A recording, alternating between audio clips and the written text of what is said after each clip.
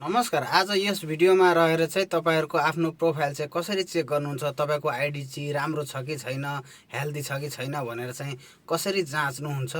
त आउनुहोस् यस भिडियोमा रहेर म हजुरहरुलाई चाहिँ आफ्नो आइडी आफूले चेक गर्न सिकाइरहेको छु। हामी लाग्छौं स्क्रिन रेकर्डिङ तर्फ।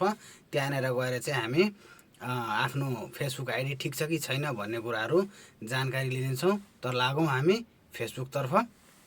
त हामी स्क्रिन रेकर्डिङ तर्फ आइसकेका छौं। त लागौं हामी फेसबुक तर्फ। फेसबुकमा एकचोटी यसरी क्लिक गरिसकेपछि तपाईहरुलाई जानुपर्ने हुन्छ प्रोफाइलमा हैन। प्रोफाइलमा एकचोटी क्लिक गरिसकेपछि तपाईले जानुपर्ने हुन्छ यो थ्री डटमा।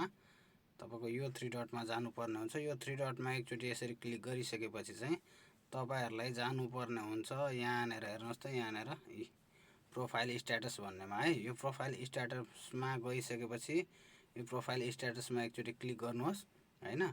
प्रोफाइल स्ट्याटसमा एकचोटी क्लिक गरिसकेपछि तपाईहरुले चाहिँ यहाँनेर देख्न सक्नुहुन्छ। ल हेर्नुस् यहाँनेर है।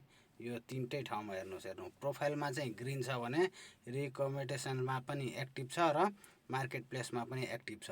हो यो चाहिँ तपाईको एक्टिभ देखाइरहेछ र यस्तो प्रोफाइलमा चाहिँ ग्रीन छ भने तपाईको फेसबुक एकदम ठीक छ, राम्रो छ। तपाईहरुले फेसबुकमा ओरिजिनल कन्टेन्टमा काम गर्दै जानुहोस्, राम्रो हुँदै जानेछ है त। पछि मोनेटाइजेसनको सेटअप जतिखेर इलिजिबल हुन्छ त्यतिखेर यो नट इलिजिबल हटेर चाहिँ त्यहाँनेर एक्टिभ आउँछ है त। हस् धन्यवाद।